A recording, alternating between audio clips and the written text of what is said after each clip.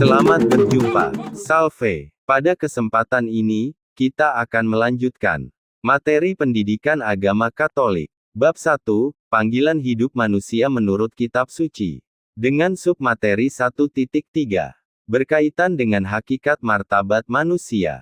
Sebelum kita melanjutkan pembahasan kita, ada baiknya Anda menekan tombol subscribe, like atau suka, untuk mendukung kami.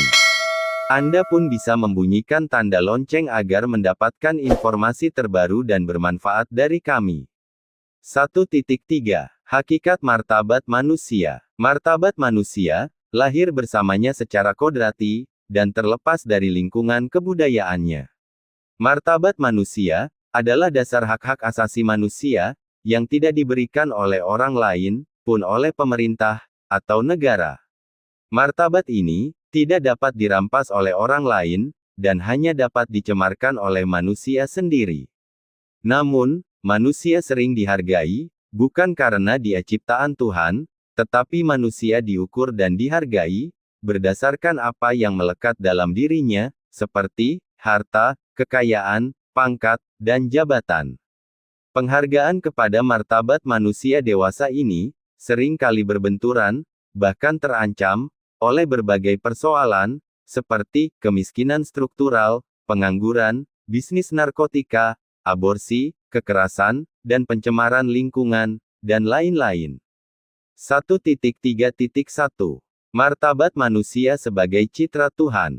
Hakikat martabat manusia adalah manusia sebagai citra Tuhan Imago Dei, manusia sebagai anak Tuhan, dan manusia sebagai pribadi sosial. Dalam kitab Kejadian bab 1, ayat 26-28, dan Kejadian 2, ayat 7-8, ayat 15-18, ayat 21 sampai ayat 25, tampak bahwa manusia diciptakan oleh Tuhan Sang Pencipta pada hari ke-6 dengan bersabda dan bertindak.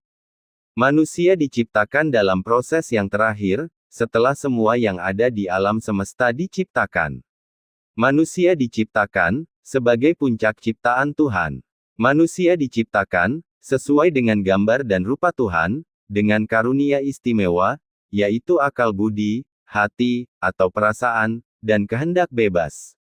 Adanya karunia akal budi, menjadikan manusia memiliki kemampuan untuk memilih, karunia hati atau perasaan menjadikan manusia bisa merasakan, dan karunia kehendak bebas, menjadikan manusia mampu membangun niat-niat. Karunia-karunia itu menjadikan manusia sebagai makhluk hidup yang memiliki kesadaran dan kebebasan. Siapakah manusia di hadapan Tuhan? Secara iman Kristiani digambarkan secara tepat dalam kitab Mazmur bab 8, ayat 1-10, juga di dalam kitab Yesus bin Sirah bab 17, ayat 1-11. Kemudian dalam Gaudium et Spes artikel 12 terkandung ajaran resmi gereja. Pandangan dan ajaran resmi gereja Katolik, tentang manusia, diuraikan dalam Gaudium et Spes artikel 12, Tuhan menempatkan martabat manusia, di atas ciptaan yang lain. Hanya manusia yang secitra dengan Tuhan. Dari segala ciptaan yang kelihatan, hanya manusia yang mampu mengenal, dan mencintai penciptanya, dan oleh Tuhan, manusia ditetapkan sebagai tuan atas semua makhluk di dunia ini, untuk menguasainya, dan menggunakannya, sambil meluhurkan Tuhan. Kitab suci mengajarkan, bahwa manusia diciptakan, menurut gambar Tuhan, ia mampu mengenal, dan mengasihi penciptanya, oleh Tuhan, manusia ditetapkan sebagai tuan atas semua makhluk di dunia ini, lihat kitab Kejadian 1, ayat 26 untuk menguasainya, dan menggunakannya sambil meluhurkan Tuhan. Lihat kitab Sirak bab 17 ayat 3-10. Apakah manusia, sehingga engkau mengingatnya? Apakah anak manusia, sehingga engkau mengindahkannya? Namun engkau telah membuatnya hampir sama seperti Tuhan, dan memahkotainya dengan kemuliaan dan hormat. Engkau menjadikannya berkuasa atas buatan tanganmu, segala-galanya telah kau letakkan di bawah kakinya. Lihat kitab Mazmur bab 8 ayat 5-7. Para bapa konsili, secara tegas menyatakan, dalam Gaudium et Spes artikel 24 bahwa, Tuhan sebagai Bapa memelihara semua orang, menghendaki, agar mereka merupakan satu keluarga, dan saling menghargai dengan sikap persaudaraan. Sebab mereka semua diciptakan menurut gambar Tuhan, yang menghendaki segenap bangsa manusia dari satu asal mendiami muka bumi. Mereka semua dipanggil untuk satu tujuan, yakni Tuhan sendiri. Manusia merupakan satu-satunya makhluk, yang Tuhan kehendaki demi dirinya sendiri. Martabat manusia itu luhur dan mulia, karena hidupnya tergantung pada Tuhan. Tuhan adalah asal mula, dan sumber kehidupan manusia, pemberi dan penopang kehidupan.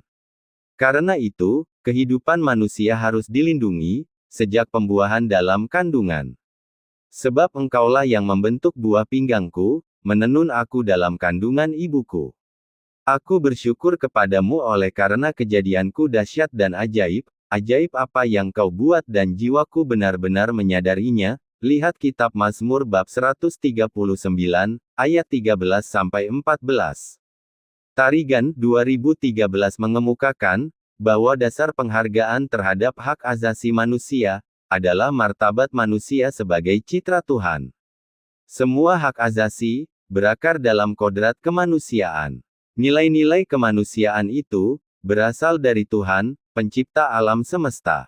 Setiap manusia, mengembangkan kepribadiannya, dalam hubungannya dengan sesama, atas dasar, nilai-nilai kemanusiaan yang adil, dan beradab. Setiap diskriminasi, dan paksaan, dalam hal agama, selalu bertentangan dengan kemanusiaan dan ketuhanan. Oleh karena itu, para pemeluk agama, harus menjadi pelopor, dalam menegakkan hak-hak asasi manusia. Setiap penganut agama, harus menjunjung tinggi hak-hak asasi, karena itu berasal dari Tuhan sendiri. 1.3.2. Martabat manusia sebagai anak Tuhan. Manusia sebagai citra Tuhan, memiliki tujuan yang diberikan oleh Tuhan sendiri. Tujuan hidup manusia, sangat mempengaruhi martabat manusia. Tujuan hidup manusia bersifat transendental, artinya bersifat ilahi, dan mengatasi segalanya, yaitu kerinduan manusia mencapai kesempurnaan, yaitu suatu kebahagiaan abadi, berupa kehidupan kekal, hidup berbahagia bersama Bapa di surga. Lihat Yohanes bab 17 ayat 1-3, 1 Yohanes bab 3 ayat 2, 1 Korintus bab 2 ayat 9. Dalam teks kitab suci, dilukiskan bahwa, tujuan hidup setiap manusia, adalah persatuan dengan hidup Tritunggal untuk selama-lamanya. Sebagai anak Tuhan, manusia terpanggil, untuk hidup bersatu dengan Bapanya, sesuai dengan rencana Tuhan. Martabat manusia sebagai anak Tuhan, merupakan kunci untuk memahami sebenarnya siapa manusia. Manusia dipanggil untuk hidup dalam persekutuan dengan Bapa, berkat wafat dan kebangkitan Kristus. Martabat manusia tidak tergantung pada bangsa, jenis kelamin, usia, bakat, kedudukan, dan keberhasilan seseorang. Tuhan telah mengangkat manusia sebagai anaknya, dengan menyerahkan putranya yang tunggal. Martabat manusia diangkat dan disempurnakan dalam relasi dengan Yesus Kristus, bandingkan 1 Yohanes bab 4 ayat 9-10. 1.3.3 Martabat manusia sebagai pribadi sosial. Ada pepatah mengatakan, no man is an island, artinya, tidak ada manusia yang hidup sendirian. Manusia sadar akan dirinya bersama dengan orang lain. Manusia bersama dengan orang lain, secara bersama-sama memberikan arti, nilai, dan saling memanusiawikan. Manusia diciptakan untuk berelasi dan memperlihatkan suatu ketergantungan dasaria antar manusia, sebagai makhluk yang selalu ada bersama. Manusia hidupnya tergantung satu sama lain. Tuhan tidak menciptakan manusia seorang diri. Sejak awal mula, Ia menciptakan mereka pria dan wanita, seperti dalam kitab Kejadian bab 1 ayat 27. Rukun hidup mereka, merupakan bentuk pertama persekutuan antar pribadi. Dari kodratnya yang terdalam, manusia bersifat sosial. Tanpa berhubungan dengan sesama, manusia tidak dapat hidup atau mengembangkan bakat atau pembawaannya. Manusia sebagai citra Tuhan, adalah pribadi sosial.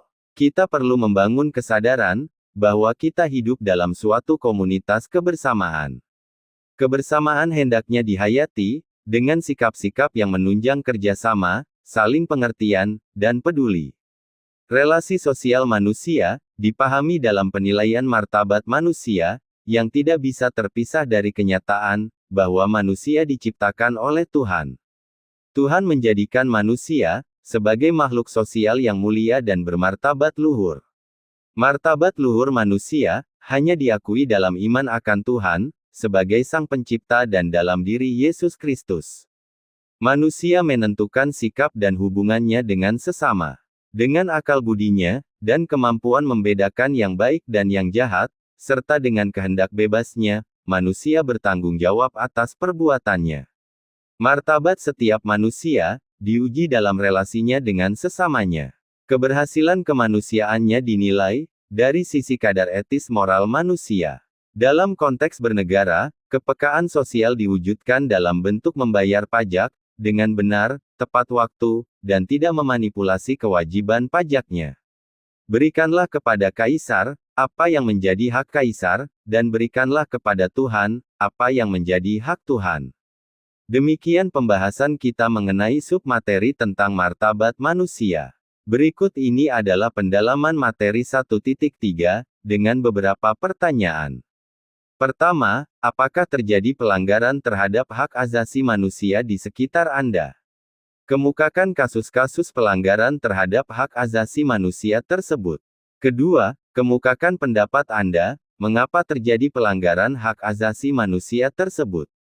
Ketiga, apa dan bagaimana upaya Anda, agar pelanggaran HAM tersebut tidak terulang lagi. Ketiga pertanyaan itu hendaknya dijawab dan direfleksikan untuk lebih memahami martabat manusia sebagai citra Tuhan. Jika ada pertanyaan atau pernyataan, bisa ditinggalkan pada kolom komentar, agar kita mendiskusikannya. Anda bisa mendukung kami dengan menekan tombol subscribe, like atau suka. Anda pun bisa membunyikan tanda lonceng agar mendapatkan informasi terbaru dan bermanfaat dari kami. Sampai jumpa pada pembahasan berikutnya. Terima kasih.